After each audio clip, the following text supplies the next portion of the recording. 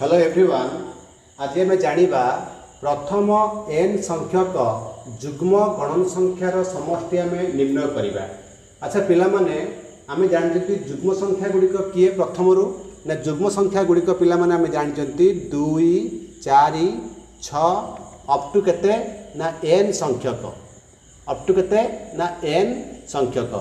तन ये जो जुग्म संख्यार समष्टि आम जो निर्णय करवा तन ये जुग्म संख्यार समष्टि को आम कौन धरदे एसएन धरदे। तन एसएन इक्वाल टू कौन हो 2 + 4 + 6 मन कर आम नहीं जावा कौन ना S n equal to 2 + 4 + 6 up to n संख्यक पद।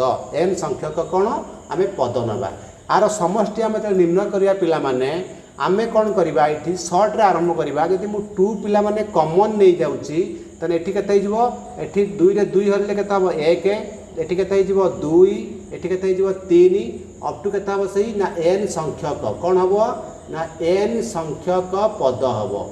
तने आमे जानि चंदी कौन ना 1 टू n पर्यंत गणन संख्यार समष्टि कौन सूत्रटा n * n + 1 बाय केते 2।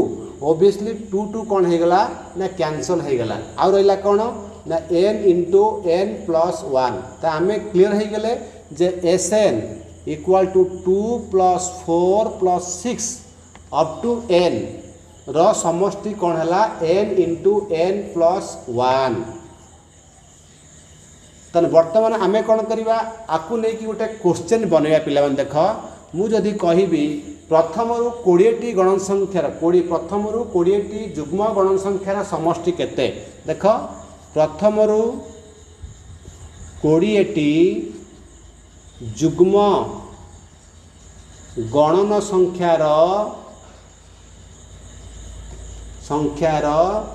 तेणु समष्टि केते एभली जदि प्रश्न आमर एग्जाम पॉइंट ऑफ व्यू रु आसे विशेषकर जो मैंने 10th क्लास पढ़ुच से ये क्वेश्चन हूँ इम्पोर्टाट।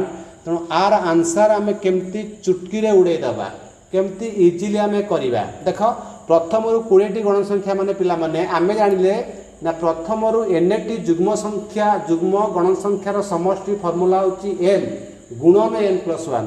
एठी जेतु प्रथम रु 20 जुग्म गणन संख्या दियाला आम भाबी देबा एठी n केते हियर n एठी पिला माने केते ना 20।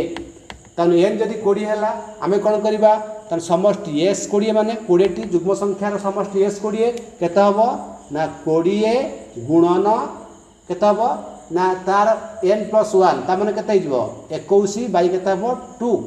तन आम एठी काटिले केते हला 10 तनु 21 10 केते हला